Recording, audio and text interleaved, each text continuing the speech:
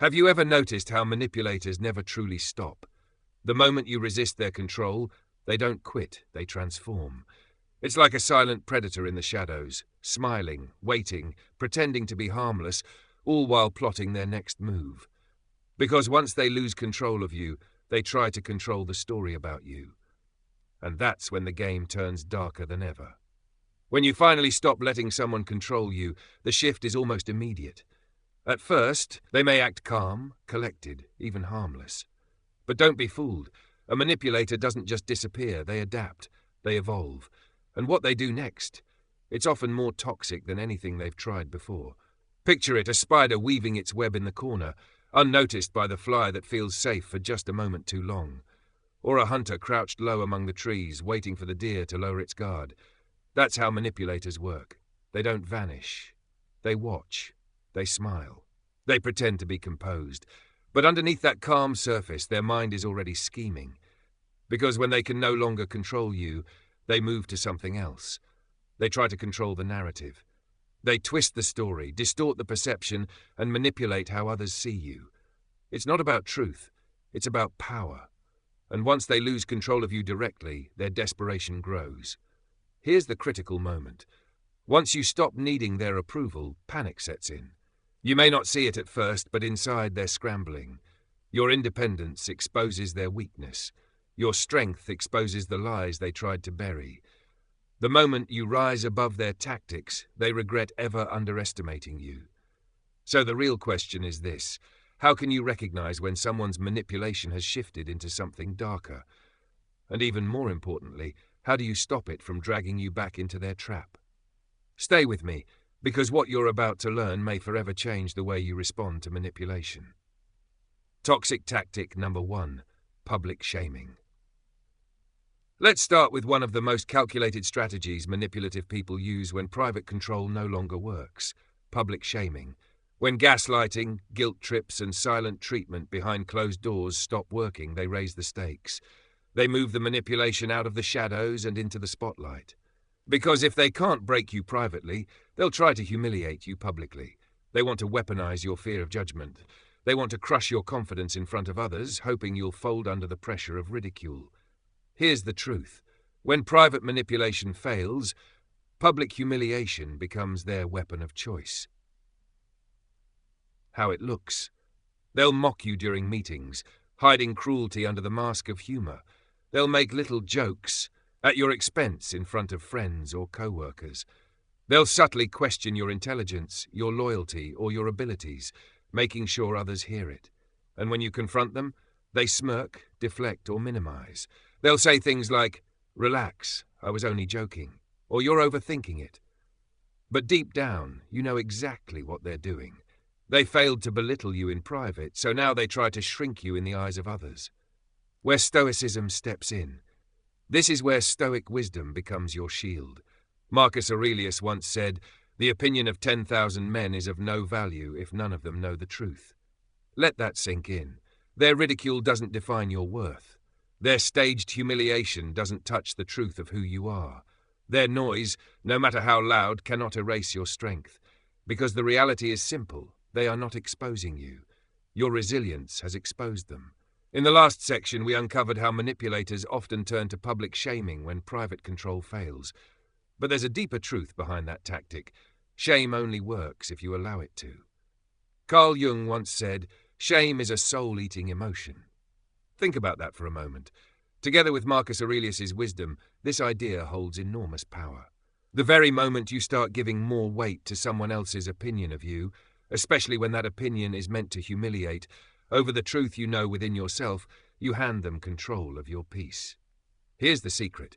Shame only has power when you believe it. The truth, however, can't be destroyed. Not by whispers, not by crowds, not even by the loudest voices trying to tear you down. A real story.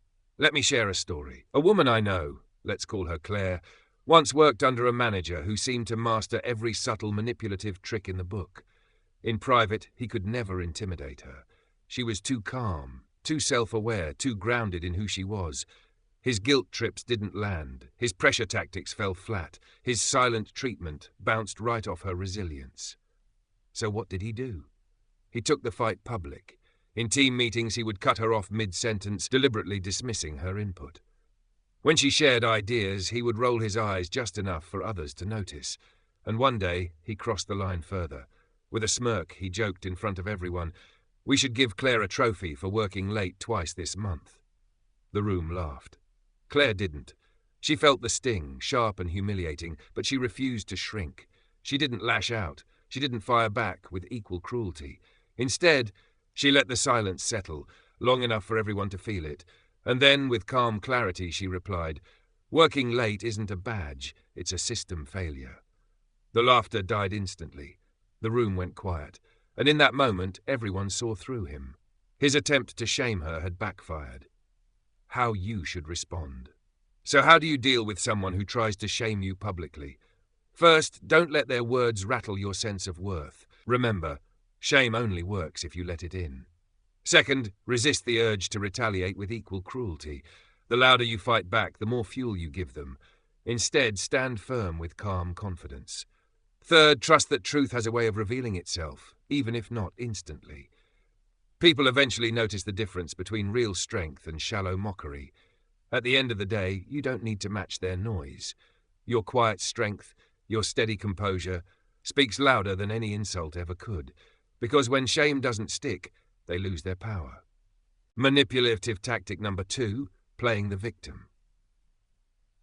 Now let's move to another one of the dirtiest tricks manipulators use when they realize they can no longer control you. They start playing the victim. This usually happens when you've begun setting boundaries, when you stop giving in to guilt trips, when their pressure tactics no longer bend you. They realize you're no longer easy to influence. So what do? They flip the script. Suddenly, you become the difficult one, the ungrateful one, the problem. And them? They become the poor, misunderstood, mistreated victim. They don't stop there. They spin the narrative just enough to make others question your character. They act wounded. They exaggerate. They twist your firmness into cruelty, your boundaries into betrayal. And if you won't submit, they'll paint you as the aggressor. Let's be clear. This tactic isn't about truth. It's about control. They know they've lost power over you directly, so now they try to win sympathy from everyone else. By portraying themselves as the victim, they hope to discredit your strength and make you look like the villain. Where Stoicism brings clarity. This is where Stoic wisdom clears the fog. Epictetus once said, "He who blames others has a long way to go on his journey." And there's another saying worth remembering. When a person can no longer manipulate you, they will try to manipulate how others see you. Both statements carry the same truth. Their victim act is not a reflection of your cruelty. It's proof of their desperation. The moment you recognize it, you take back the power. In the last section, we saw how manipulators weaponize victimhood, twisting your strength into selfishness and painting themselves as the ones who suffer. But remember, the Stoic path isn't about controlling what others believe. It's about mastering how you respond. When someone plays the victim just to make you look like the bad guy, remind yourself of this truth. Truth doesn't need to scream. It only needs to stand still. A story of strength. Let me share a story. A woman I know, we'll call her Lauren, was in a long-term relationship where she always gave more than she received. For years, she sacrificed her peace, her time, her boundaries. But one day, something shifted. She began to stand up for herself. She started saying no. She drew limits. She chose her peace over his approval. And how did her partner react? Not with honest confrontation, not with an open argument. Instead, he played a different game. He went to their mutual friends and whispered, "I don't know what happened to Lauren. She's become so cold, so distant." Do you see the strategy? He painted her strength as selfishness. He cast her boundaries as betrayal. He played the victim so convincingly that some people almost believed him. But Lauren didn't chase after every rumor. She didn't run from room to room defending her name. She didn't beg people to see her side of the story. Instead, she focused on her healing. She stayed grounded in her truth. And in time, the people who truly mattered began to see reality without her ever needing to say a word. How to respond. So, how do you respond when someone tries to weaponize victimhood against you? First, stay calm. Don't feed the drama with anger or panic. The more energy you give their performance, the stronger it looks. Second, stand firm in your truth. You don't owe everyone an explanation. You don't need to tell your side of the story in every single room. Your actions, your character, and your consistency will speak louder than their fiction. Third, refuse to shrink. Just because your strength makes someone uncomfortable doesn't mean you should dim it. Their story may be loud, but your truth is unshakable. At the end of the day, when someone has to pretend they're the victim just to make you look like the enemy, you've already taken your power back. Don't hand it over again. Keep it. Walk forward. Let their fiction collapse under the weight of your truth. Manipulative tactic number 3, spreading subtle lies. And if playing the victim doesn't work, manipulators move to another tactic, one of the most cowardly of all. They start spreading subtle lies. Now, these aren't always bold, outright fabrications. No, the lies are crafted carefully, woven like threads into conversations, designed to make others second-guess you. They twist your words, imply things you never said, and drop vague, suggestive comments that leave people wondering. They don't accuse directly. They won't say he's a bad person. Instead, they murmur, "I don't know, something just feels off about them lately." They don't hurl accusations. They plant seeds, and then they sit back, waiting for others to do the watering. Here's the truth. Manipulators know they don't need evidence. They don't need proof. All they need is a whisper here, a suggestion there, and enough silence at the right moments. Slowly, doubt begins to grow. Slowly, reputations start to erode. Because once they can't control how you see yourself, they shift the battlefield. Now they try to control how others see you. It's no longer about manipulation. It's about sabotage. They want you isolated. They want people to question your intentions, your integrity, your very character. This is where Stoic clarity must become your compass. In the last section, we saw how manipulators spread subtle lies, planting seeds of doubt, twisting words, and letting gossip do the work for them. And yet, as Seneca once said, the truth is simple. Lies require complication. Mark Twain added, "A lie can travel halfway around the world while the truth is still putting on its shoes." That's exactly how this tactic operates. It exploits how quickly rumors spread and how slowly truth walks. But here's the difference. The Stoic doesn't panic. The Stoic doesn't chase down every whisper. Because while lies run fast, the truth stands tall. And in the end, truth is the only thing that doesn't collapse under pressure. A story of resilience. Let me share a story. A man I know, let's call him Eric, was working at a company where he refused to cut corners on a project. A colleague asked him to bend the rules, but Eric stood firm and said no. The colleague didn't like that answer. Over the next few weeks, Eric began to notice a strange shift. Subtle comments started drifting through the office. Nothing direct, nothing to his face. Instead, he'd hear things second-hand. Eric's been acting really territorial lately. I heard he's difficult to work with. No one confronted him openly, but somehow those whispers managed to find their way into rooms he wasn't in. The strategy was clear: slowly erode his reputation, inch by inch, without ever leaving clear evidence. But Eric didn't panic. He didn't storm around the office demanding explanations. He didn't chase after every rumor trying to correct it. Instead, he stayed consistent. He focused on his work, kept his boundaries firm, and let his actions do the talking. And over time, the lies lost their power. The people who mattered most, the ones who saw Eric every day, could see the truth for themselves. His steadiness outlasted the noise. How to respond?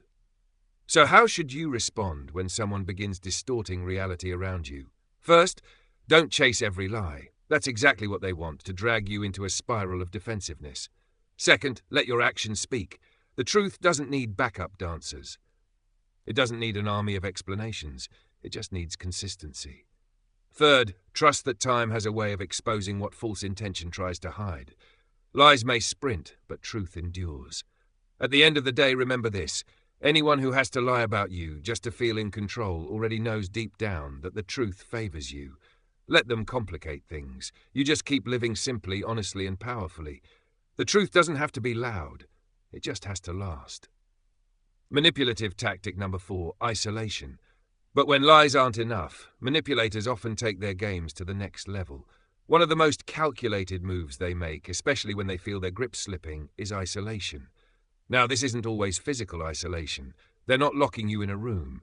Instead, it's social, psychological, subtle. They start planting quiet doubts in the minds of the people closest to you, friends, co-workers, even family.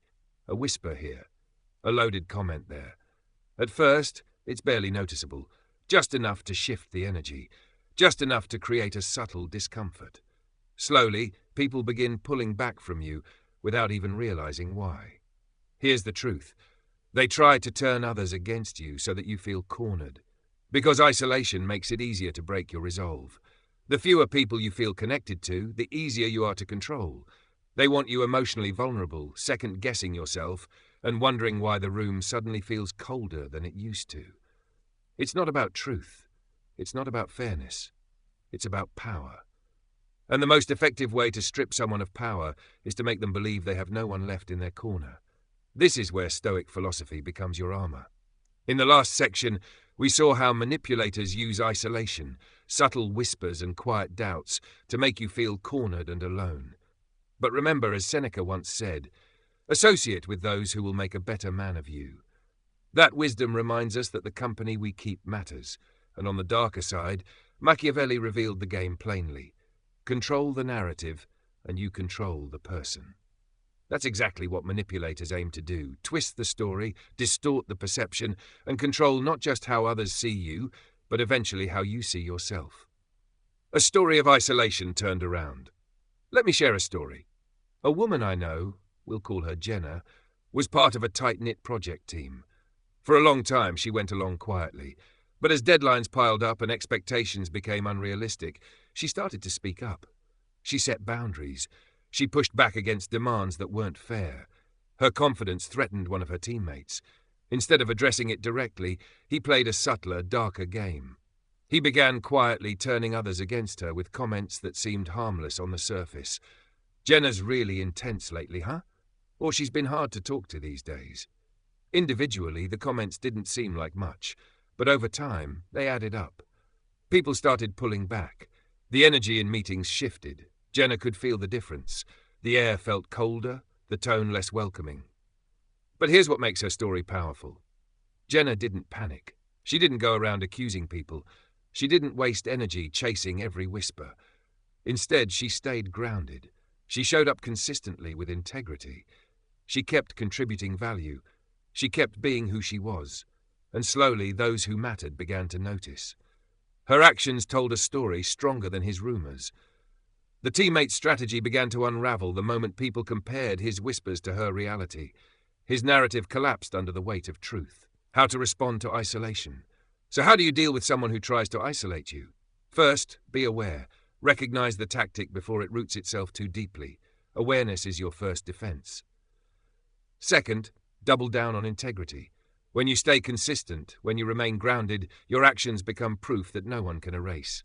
Third, strengthen ties with people who reflect your values. You don't need a crowd behind you. You don't need an army of defenders. All you need are a few real ones, people who truly know your heart. At the end of the day, isolation is a trap built on illusion. The people meant for you, the ones who truly matter, won't be swayed by cheap narratives or empty whispers. Stay grounded, stay true, and trust that truth will outlast the fog of lies. Manipulative tactic number 5, guilt. And when isolation fails, manipulators often reach for another weapon, one of the most emotionally draining of all, guilt. They won't fight you with logic. They won't meet you with open discussion. Instead, they go straight for your heart, your empathy, your conscience. Their words sound like, "After everything I've done for you," or, "I guess none of that mattered, huh?" It's not about love. It's not about fairness. It's about control. Emotional blackmail designed to make you ashamed for having boundaries, ashamed for having opinions, ashamed for having independence. Here's the truth. Guilt, when used as a weapon, isn't love. It's manipulation. In the last section, we uncovered how manipulators weaponize guilt, exploiting your compassion, twisting your kindness into chains that bind you. But remember, if someone truly valued you, they wouldn't guilt you into submission. They'd honor your empathy instead of exploiting it. Manipulators lean on guilt because they know it works. They don't need to raise their voices or stage a dramatic scene. All it takes is a disappointed tone, a sigh heavy with suggestion, or a few carefully chosen words to make you fold. Why does it work? Because they know you care, they know you're thoughtful, and instead of respecting that, they exploit it. The pattern of guilt. You start apologizing for things that aren't your fault. You start doing things you don't want to do. You start suppressing your own needs just to avoid hurting them. But here's the reality. If someone truly valued you, they wouldn't weaponize your compassion. They wouldn't guilt you into silence. They'd celebrate your strength, not punish you for it. This is where Stoic wisdom gives us clarity. Epictetus once said, "No man is free who is not master of himself." And another voice echoes the same truth. Guilt is a weapon used by those too weak to lead, yet too afraid to be left behind. Guilt, when used as a manipulator's tool, isn't about love. It isn't about healing. It's about control. If they can't guide you with honesty, they'll try to steer you with shame. A story of breaking free. Let me share a story. A woman I know, we'll call her Danielle, had a relative who always made her feel guilty for choosing herself. When Danielle decided to take a new job out of state, her aunt didn't celebrate her achievement. She didn't say, "Congratulations, I'm proud of you." Instead, she said, "I guess family doesn't matter to you anymore."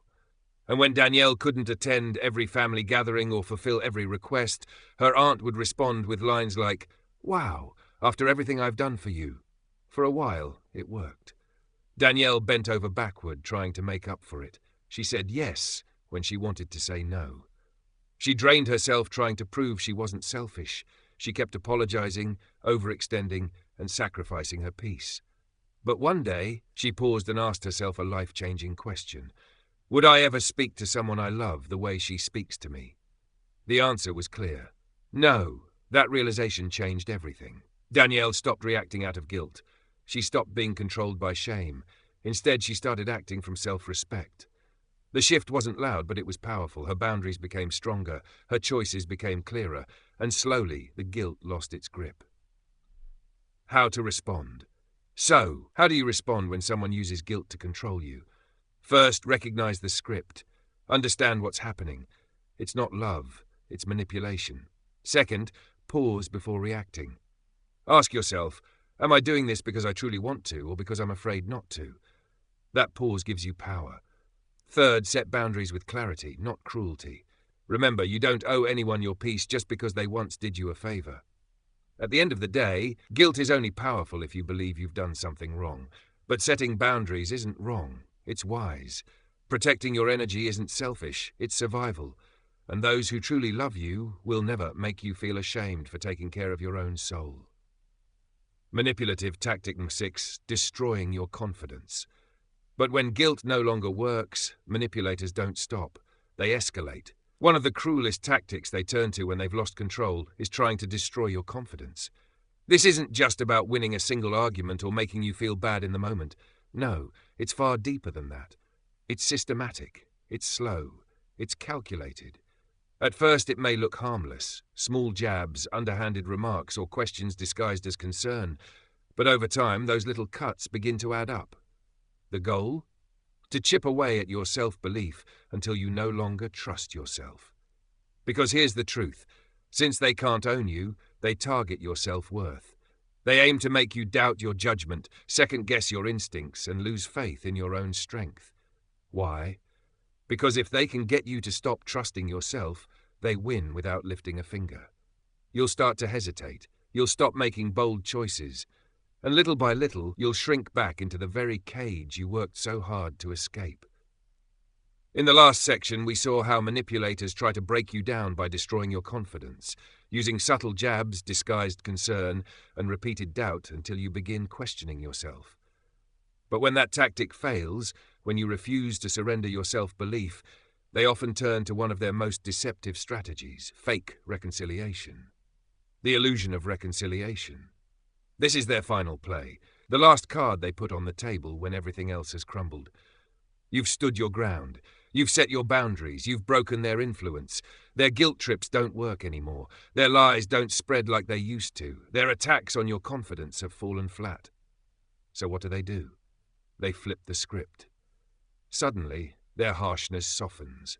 The anger vanishes. The sharp remarks are replaced with gentle words. They appear kind again. Apologetic, maybe even tender. You hear phrases like, "I've been doing a lot of thinking," or "I miss how things used to be." Sometimes even, "I realize I've made mistakes. I just want us to start fresh." On the surface, it feels real. It feels sincere. After all, who doesn't want peace? Who doesn't long for closure, for healing, for genuine change? But underneath that softness lies the same old agenda: control. The cycle of manipulation. Here's the hard truth. When nothing else works, manipulators use kindness as bait. They act apologetic not because they've grown, but because they want back what they lost, the power they once held over you. This isn't reconciliation. It isn't healing. It's a reset button designed to restart the cycle. Today they come with softness and regret. Tomorrow, once your guard is down, the same old tactics return: control, guilt, shame, and doubt. It's like a snake shedding its skin. It may look different for a while, but underneath, it's still the same creature. How to respond. So how do you protect yourself when someone offers this kind of false reconciliation? First, pause before you believe the words. Real change is proven over time, not through a single emotional conversation. Second, look for patterns, not promises. Have their actions truly shifted, or is this the same cycle repeating itself? Third, hold firm to your boundaries. An apology without consistent change is just another manipulation. Remember this: reconciliation is only real when both people are committed to growth. Fake reconciliation is about control disguised as kindness, the Stoic reminder. Marcus Aurelius wrote, "If someone can show me that what I think or do is not right, I will gladly change, for I seek the truth by which no one was ever harmed." That's what real reconciliation looks like: truth, humility, and the willingness to change. Anything less is just performance. So don't be fooled by a soft tone or gentle words. Don't let nostalgia trick you into reopening doors you've already closed for your peace. If their kindness is genuine, time will reveal it. If it's manipulation, time will reveal that too. At the end of the day, your strength lies in not rushing back to comfort, but in standing firm in the truth you fought so hard to reclaim. In the last section, we uncovered how manipulators use fake reconciliation as their final move, appearing soft, gentle, and apologetic, not to heal, but to reset the game. And that's the truth. It's never about genuine amends. It's about slipping back in, just smarter this time, more careful, more charming. The cycle of false change. They'll mirror your growth. They'll pretend to have evolved. They'll promise, with convincing words, that things will be different. For a little while, you might even believe them. For a little while, you may see flashes of change. But here's the reality. Once your guard drops, the old patterns return. Slowly at first, then suddenly. This is why Stoic clarity is essential. Epictetus once warned, "He who does not observe deceit is not truly wise." And another voice speaks with equal sharpness. Be careful who you let back in. The snake only sheds its skin to grow larger. Both truths point to the same lesson. Wisdom isn't only about forgiving others. Wisdom is about recognizing patterns. A softer tone doesn't necessarily mean a changed heart. A gentle apology doesn't erase years of behavior. Naomi's story. Let me share a story. A woman I know, we'll call her Naomi, had finally cut ties with a manipulative ex who drained her emotionally for years. She stuck to her decision with discipline. No contact, no second chances. She poured herself into healing, into growth, into rediscovering her own strength. Months later, the ex reappeared. This time, his voice was different, apologetic, tender, convincing. He said he'd been going to therapy. He admitted he had been wrong. He told her he wanted to change. Naomi was cautious but curious. Against her better judgment, she opened the door just a little, and for a while things looked different. He seemed better. He seemed more understanding. She almost believed he had truly changed. But soon the cracks showed. Small criticisms slipped back in, subtle guilt trips returned, passive control resurfaced. It wasn't new growth. It was the same behavior wearing a new disguise. Naomi realized the truth. He hadn't transformed. He had only adapted. How to respond to fake reconciliation. So how do you handle someone who tries to come back with false reconciliation? First, take your time. Real change is consistent. It's not dramatic. It shows up in repeated actions, not grand apologies. Second, focus on actions, not words. Do they respect your boundaries, or are they simply working to soften them, inch by inch? Third, ask yourself the hardest question of all. Do I truly want this person in my life, or am I just tempted by the version they're pretending to be? Because here's the truth. Not every apology deserves an open door. Protecting your peace. At the end of the day, forgiveness is your choice. But forgiveness doesn't require forgetting patterns. When someone has shown you who they are time and time again, the wise response isn't to hope they'll change, it's to believe them. Protect your peace. Guard your strength.